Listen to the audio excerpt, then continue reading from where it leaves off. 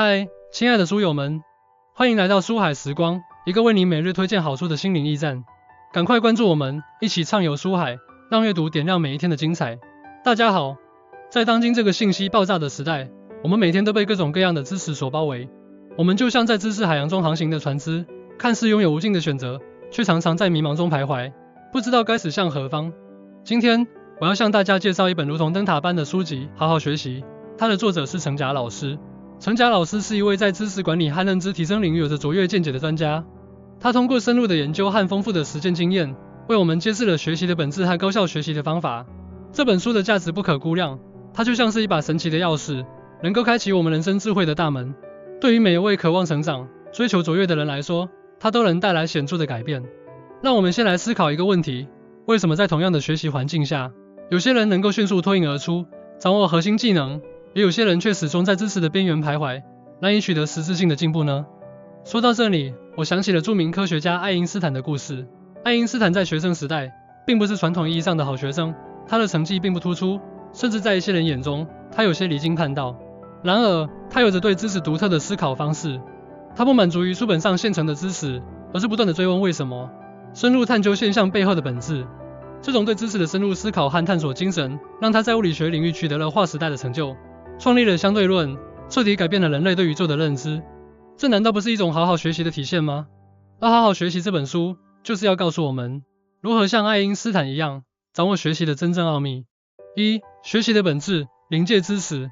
好好学习首先向我们阐述了学习的本质，临界知识。临界知识是指那些能够更广泛、更普遍地指导我们行动的重要而基本的规律。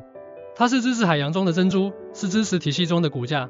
从心理学角度来看，我们的大脑天生喜欢寻找模式和规律。当我们掌握临界知识时，我们实际上是在顺应大脑的这种倾向。例如，物理学中的牛顿运动定律，它就是一种临界知识。在我们的日常生活中，无论是汽车行驶、物体掉落，还是体育运动中的各种动作，都遵循着这些定律。一旦我们理解了牛顿运动定律，我们就可以对很多物理现象做出准确的预测和解释。在应用方面，我们要学会识别和挖掘临界知识。首先，我们可以通过大量的阅读和实践来积累知识。在这个过程中，我们要保持敏锐的洞察力，留意那些反复出现的规律和概念。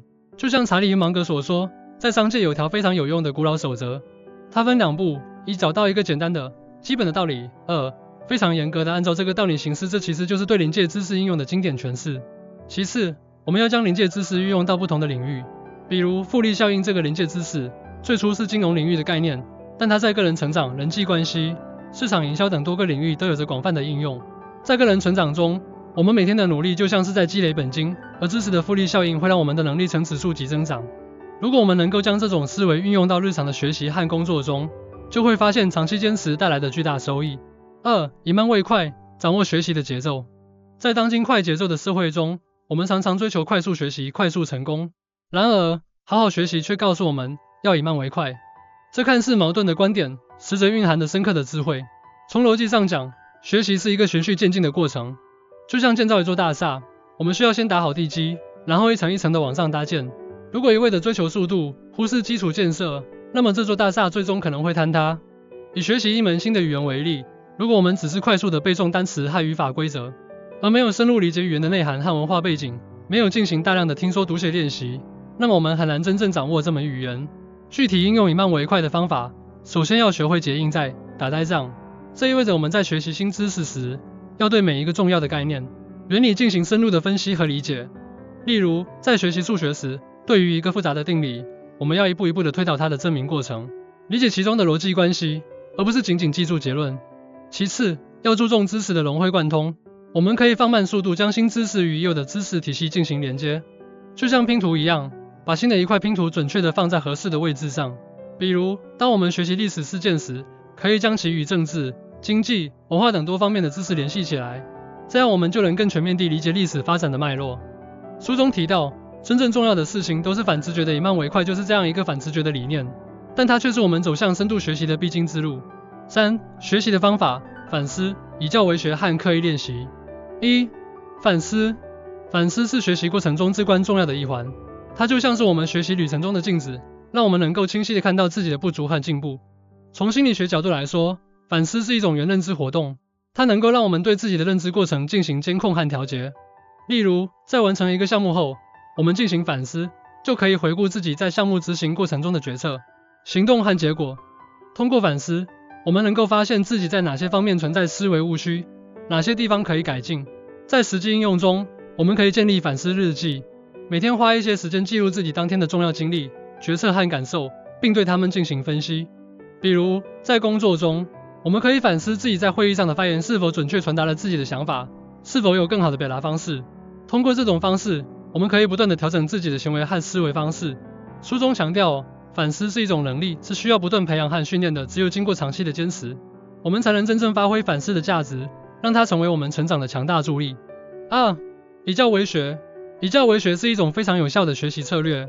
当我们尝试把自己学到的知识教给别人时，会对知识有更深入的理解和掌握。从逻辑上讲，为了教给别人，我们需要对知识进行整理、归纳和提炼。在这个过程中，我们会发现自己在知识理解上的漏洞。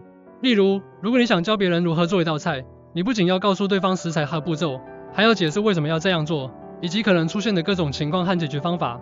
在应用上，我们可以积极参与各种分享活动，比如在公司内部组织知识分享会，或者在网络上开设博客、直播等，分享自己擅长的领域知识。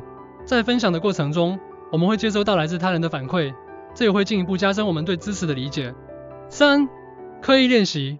刻意练习是针对某个特定领域进行的有目的、有计划、有反馈的练习。从心理学角度来看，刻意练习能够让我们的大脑形成新的神经连接，从而提高我们的技能水平。